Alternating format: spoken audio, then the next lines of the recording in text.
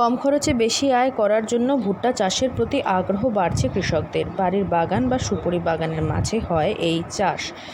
রাজ্যে দিন প্রতিদিন বৃষ্টির পরিমাণ কমছে, এর ফলে ভুট্টা চাষ বাড়ছে। কতগুলি জমির মধ্যে ভুট্টা গাছ লাগিয়েছেন আপনি? আমি এই বছর প্রথমবার আধা বিঘার মতো জমিতে চাষ করেছি ভুট্টা।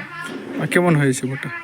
ভুট্টা ভালোই হয়েছে, মোটামুটি তার সেটা দিয়ে আমরা লাভ হবে আর কি অনেকটাই।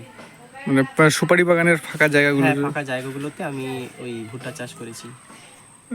কেমন লাভ হবে এবার? লাভ তো মোটামুটি ভালোই হবে আমার লাভ। মানে সুপারি বাগানেই ভুট্টা চাষ করছে? হ্যাঁ হ্যাঁ, যেখানে ফাঁকা ফাঁকা আছে জায়গাগুলো।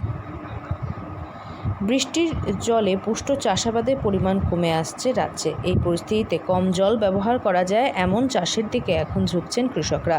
এই ক্ষেত্রে ভুট্টা চাষ লাভজনক ও তুলনামূলক কম পরিশ্রমে হয় বলে কৃষকদের সূত্রে জানা যায়। মোটামুটি সারা বছর ভুট্টার চাষ করা যায়, তবে এই চাষের মরশুমকে তিনটি ভাগে ভাগ করা যায়। কালচিনিতে প্রি খারিফ অর্থাৎ ফেব্রুয়ারি থেকে মার্চের মাঝামাঝি সময়ে ভুট্টার বীজ বপন করা হয়। শিবা সোরেন নামের এক চাষি ভুট্টা বীজ বপন করেছেন। ৮ বিঘা জমিতে তিনি 30টি ভুট্টা গাছের বীজ বপন করেছেন। গাছগুলি বর্তমানে বড়ও হয়ে গিয়েছে। শিবা সোরেন জানান, ভুট্টা চাষের জমিতে 3 বার সেচ দিতে হয়। কোনো ইউরিয়া সার তিনি ব্যবহার করছেন না, গোবর সার ব্যবহার করছেন। স্ত্রী ফুল ফুটলে অর্থাৎ মোচাতে দানা এলে আরও একবার তিনি সেচ দেবেন। এক্ষেত্রে বলে রাখা ভালো, শিবা সোরেন তার নিজের বাড়ির বাগানে ভুট্টা চাষ করছেন এবং সুপুরি বাগানের মাঝে মাঝেই এই ভুট্টার বীজ তিনি বপন করেছেন। বর্তমানে গাছগুলি বড়ও হয়েছে।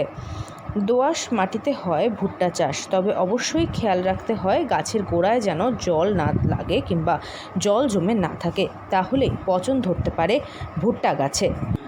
আলিপুরদুয়ার থেকে অনন্যাদের রিপোর্ট, লোকাল 18 বাংলা।